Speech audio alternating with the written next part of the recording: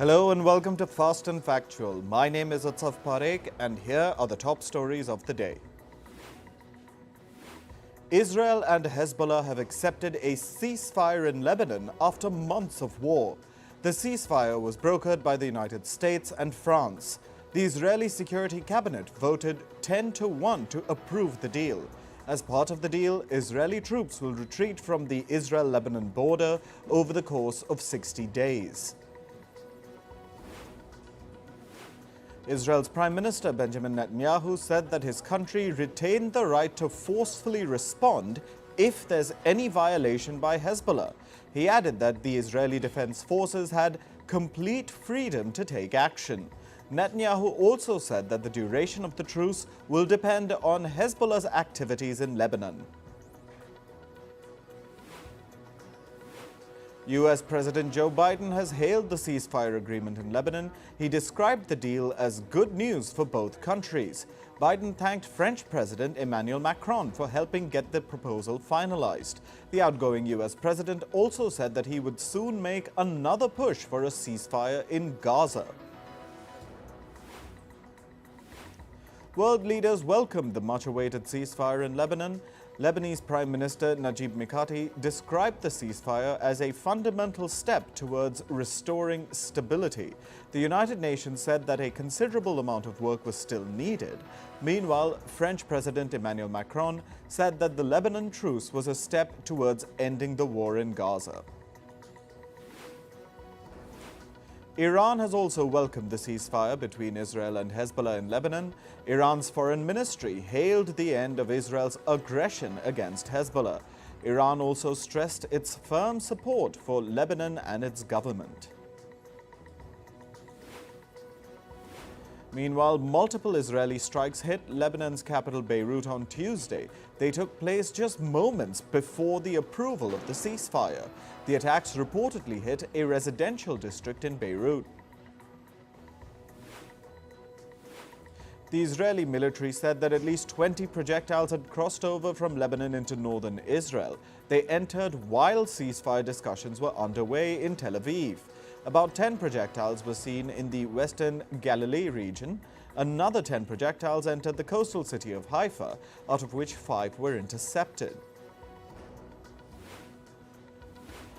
The US President-elect Donald Trump has picked Indian origin Jay Bhattacharya to be the new director of America's National Institutes of Health. He has also named Jamieson Greer as the new US trade representative. Meanwhile, Kevin Hassett will lead America's National Economic Council. Hassett served as the chairman of the White House Council of Economic Advisors for 2 years during Trump's first term. The foreign ministers of the G7 nations have expressed renewed support for Ukraine. They also condemned Russia's hypersonic missile launch on Ukraine last week. The G7 foreign ministers described Russia's attack as irresponsible and threatening nuclear rhetoric. They also warned that North Korea's support for Russia marked a dangerous expansion of the conflict. Peru's Congress has sacked the country's energy minister, Romulo Mucho. The move comes amid relentless protests by miners in the South American nation. The row is over a program that allows small-scale miners to operate informally. Authorities oppose it, saying that it has increased illegal mining. Peru's government wants miners to formalize operations by next year. Violent anti-government protests erupted in Albania's capital, Tirana. Protesters who back the opposition staged demonstrations accusing the government of corruption. They demanded that the current regime be replaced by a caretaker administration. Albania's opposition has been staging protests for almost a week now. They want a new leadership to take over until parliamentary elections are held in 2025. China's Defense Minister Admiral Dong Jun is reportedly under investigation for corruption. China has denied these charges, though. This is part of a sweeping probe targeting graft within the People's Liberation Army. Dong, who took over in 2023 after his predecessor was dismissed for similar charges, is now the latest high-ranking official to face scrutiny. North Korean leader Kim Jong-un's sister, Kim Yo-jong, has slammed South Korea. She condemned what she said were anti-regime leaflets flown via balloons from the south. Kim's sister said that areas where the leaflets allegedly landed were sealed off. Since May, the two Koreas have been at odds over balloon launches. In Pakistan, former Prime Minister Imran Khan's party, the PTI, has called off its protests in the capital, Islamabad. This came as security forces launched an overnight crackdown, arresting hundreds of Imran Khan's supporters. Earlier, in a message from prison, Imran Khan had urged his supporters, and I quote, to fight till the last ball and do not retreat. Tasmania's President, Samia Suluhu Hassan, has vowed to hold free and fair local elections. This is after she faced accusations of repression in the run-up to the polls. Hassan, who took office in 2021, has faced criticism for implementing authoritarian tactics like her predecessor. The country's opposition, too, has raised concerns over the electoral process. In climate news, rescue workers in western Indonesia continue to clear debris from weekend floods and landslides. At least 20 people were killed across 4 districts in North Sumatra. The hardest-hit Karo district accounted for 10 deaths. Authorities fear more casualties as the landslide area, a tourist hotspot, remains buried under mud and debris. In the Indian city of Chennai, Cyclone Fengal is likely to make landfall today. Schools and colleges in Chennai and its nearby districts have been closed. Heavy to very heavy rains are expected to persist through Thursday. The Indian Meteorological Department has issued a heavy rainfall warning for the state of Tamil Nadu. China's carbon dioxide emissions are set to rise slightly this year. This is according to the Center for Research on Energy and Clean Air.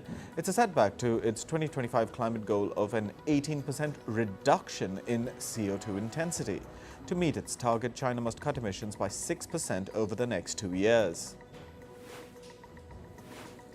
Vietnam has become the world's 4th largest importer of plastic scrap, receiving 420,000 tons in the year 2022. However, only 30% of its own plastic waste is sorted. Much of the imported material remains unrecycled due to contamination. Experts warn that Vietnam's informal recycling sector and unsanitary landfills could hinder sustainable waste management. Salty ocean water is getting mixed in the Delaware River. The water from this river is a source for millions of Philadelphia residents. The water is becoming salty because of persistent drought conditions and sea level rise. Officials say that the water isn't at risk imminently, but they are monitoring the situation. On to business and tech news. US President-elect Donald Trump reportedly plans to include oil imports in his tariff hike plan. Earlier this week, Trump announced plans to impose a 25% import tariff on Canada and Mexico. However, the oil industry had hoped to be exempted from such measures. The US meets a quarter of its oil needs through imports from Canada and Mexico. The American carrier United Airlines has criticized the Federal Aviation Administration for its staffing shortages. The airline claims that a low number of air traffic controllers deployed by the FAA is causing significant disruption. United said that it has been forced to reduce traffic flows at its Newark hub in New Jersey. The carrier says that worker shortages are leading to delays, cancellations, and extended flight durations. The share prices of weight loss drug makers Novo Nordisk and Eli Lilly surged yesterday. Novo Nordisk's shares rose by about 5%, while Eli Lilly's jumped by over 3%. This came after the Biden administration expanded coverage under Medicare and Medicaid. The state-run health plans will now cover the cost of anti-obesity drugs as well. The Australian government has introduced a new bill to crack down on misconduct by big supermarket chains. The bill aims to penalise grocery chains like Woolworths and Coles if they mistreat their suppliers. Earlier this year, Australia had introduced a new voluntary industry code of conduct in this regard. The new bill aims to make the code mandatory. Australia's House of Representatives has passed a bill that bans children from social media. The bill aims to block children under the age of 16 from accessing social media platforms. The legislation was passed with overwhelming support as major parties backed it. The bill will now move to the Senate for a final vote. A U.S. court has dismissed a shareholder lawsuit against the streaming giant Netflix. The case was filed by a Texas-based Netflix shareholder in the year 2022. At the time, the streaming firm was facing declining subscriptions due to rampant password sharing. The lawsuit accused Netflix of downplaying the impact of low subscriber growth. However, the court ruled that Netflix's statements were not misleading. The U.S. Federal Communications Commission has approved a license for T-Mobile and Starlink. This is the first joint broadband license for a satellite operator and telecom firm. It aims to provide additional internet coverage in remote areas of the U.S. T-Mobile and Starlink first partnered in 2022 to eliminate no internet coverage areas in the U.S. ChatGPT owner OpenAI has reportedly allowed its employees to sell their stakes to Japan's SoftBank Group. The Japanese firm is likely to purchase roughly $1.5 billion worth of stakes in the artificial intelligence company. SoftBank has already invested $500 million in OpenAI. South Korea plans to roll out $10 billion in loans for the chip industry next year. The loans will be provided through state-owned banks. South Korean chip manufacturers are dealing with intense competition and supply chain disruptions. This has also affected chip giants like Samsung Electronics and SK Hynix. China's Huawei has launched its new Mate 70 smartphone. It's the first phone to use Huawei's self-developed operating system, the Harmony OS Next. While Huawei did not specify the chip that's powering the Mate 70, it did claim that the device is its most powerful phone to date. The US has banned Chinese firms from importing advanced technology, including chips. Moving to sports now, we're starting with cricket. The West Indies beat Bangladesh by 201 runs in the first test of the two-match series. On day 5, Bangladesh needed 225 runs to win with just 3 wickets remaining. The West Indies' Alzari Joseph began the day by claiming 2 wickets. The match ended as Bangladesh's Shariful Islam retired from the game due to a suspected injury. The International Cricket Council will hold a meeting to finalize the road ahead for the Champions Trophy. The tournament is likely to take place in Pakistan next year, but India has refused to play in Pakistan over security concerns. A hybrid model is proposed, with India's matches likely to be held at a neutral venue.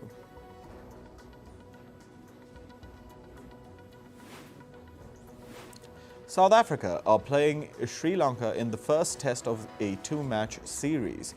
The match is currently underway in Durban. Sri Lanka won the toss and chose to bowl first on day 1. The series is key to Sri Lanka's chances of qualifying for the World Test Championship finals next year. In football, Manchester City played a 3-3 draw against Feyenoord in the Champions League. City's Erling Haaland struck twice in each half of the game. Ilkay Gundogan also scored as City surged to a 3-0 lead at half-time, but Feyenoord pulled off a late comeback as Anis Haj Musa scored in the 74th minute. Forward Santiago Jimenez followed through shortly after to make it 3-2 in the 82nd minute. David Hanko scored the last goal just before the end of play. Arsenal beat Sporting CP 5-1 in a Champions League match. Arsenal's Gabriel Martinelli and Kai Havertz scored in the first half. The Ghana centre-back Gabriel Magalhaes also scored at the cusp of half-time. As the game resumed, Sporting CP's Gonçalo Inácio scored to take the tally to 3-1. Shortly after, Arsenal hit back as Bukayo Saka struck in a penalty shootout. Leandro Trossard scored the winning goal for the Gunners minutes before the final whistle. Meanwhile, Bayern Munich beat PSG 1-0 in the Champions League. Kim Min-jae headed Bayern into the lead in the 38th minute. PSG's Ousmane Dembele was given a red card for a foul minutes after half-time. PSG were floundering throughout the game and committed multiple rule violations. And Barcelona beat Brest 3-0 in the Champions League. Robert Lewandowski scored the opening goal with a penalty stroke in the 10th minute. Dani Olmo hit the back of the net in the 66th minute to take it to 2-0. Lewandowski struck again minutes before the final whistle to seal the game for Barca. In tennis, the nominations for the 2024 ATP Awards are out. Notable names include men's world number 3 Carlos Alcaraz, world number 6 Casper Ruud, and the recently retired Austrian player Dominic Thiem. World number 1 in men's tennis, Yannick Sinner, and his coaching staff were missing from this year's ATP Awards nominations list. The winners of the annual awards will be announced starting December 9th. In badminton, India's top men's doubles pair, Satvik Sairaj Rankireddy and Chirag Shetty, withdrew from the Syed Modi International Championship. This is due to an injury sustained by Chirag Shetty. Indian wrestler Bajrang Punia has been slapped with a 4-year ban. This as Punia reportedly refused to provide his sample for a doping test in a match. The Olympic wrestler will be out of action till at least 2028. The 30-year-old can no longer apply for a coaching job in or outside India. In entertainment news, the red carpet was rolled for the International Emmy Awards event. Here are the highlights. The Best Drama Series award was given to Drops of God, while Division Palermo took home the Best Comedy Series award. The Vow was honored with the Best Telenovela award. Dear Child was felicitated with the Best TV Movie/Miniseries award. The Best Sports Documentary award was given to Brawn, the Impossible Formula One Story. Meanwhile, here are the actors who won big at the 52nd International Emmy Awards. Best Performance by an Actor was given to Timothy Spall in The Sixth Commandment. Best Performance by an Actress was won by Shultimon Cheong Charion Suking in Hunger. The award for Best Kids Animation was given to Tabby McTat. Indian artist Veer Das was this year's International Emmy Awards host. During his opening monologue, he mentioned actor Will Smith's 2022 Oscars slap incident. He said, and I quote, "Who does Will Smith have to slap tonight for us to get some eyeballs, guys?" Veer Das is the first Indian man to host the award show. A look at the nominees of the Billboard Music Awards 2024. In the Top Artist category, we have Taylor Swift, Drake, and Sabrina Carpenter. Top New Artist has Teddy Swims, Tommy Richmond, and Chappelle Roan. Top Duo/Group has Coldplay, Linkin Park, and Stray Kids.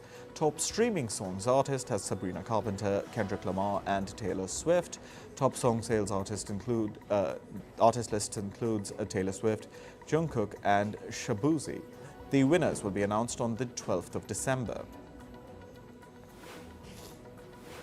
Here are the South Korean pop stars who are dominating this year's Billboard Music Awards.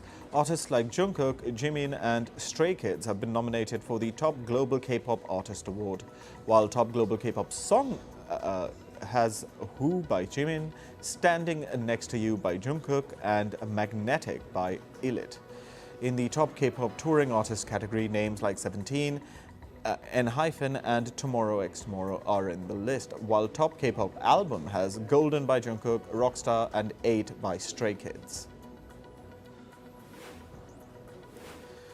Rapper Sean Diddy Combs' latest bail plea In the plea, lawyers have cited the example of Donald Trump. The lawyers stated that the rapper's comments publicly are shielded by the First Amendment, which is similar to what U.S. President-elect Donald Trump's federal criminal case saw. Sean Combs is currently in custody, awaiting trial on charges of racketeering and sex trafficking. Actor Tom Cruise has shared a sneak peek from the sets of Mission Impossible: The Final Reckoning. He shared glimpses from an underwater training session. The actor exclaimed that he can't wait to show the fans more. The film will release in May next year. Actor Patrick J. Adams revealed on a podcast why he left Suits. He said he was drinking too much at the end of season 7. The actor stated that he didn't take care of his mental health. He then decided not to be a part of season 8 and focus on himself and his family, especially his 2 daughters. Adams was a part of the show for 7 seasons.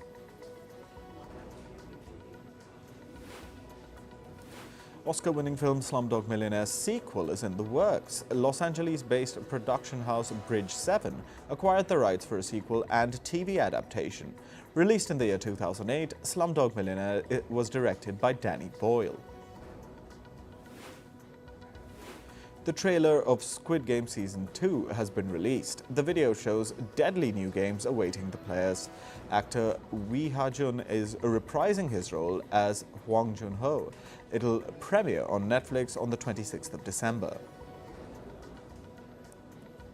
That's all for this episode of Fast and Factual. Thank you for watching and stay tuned to First Post.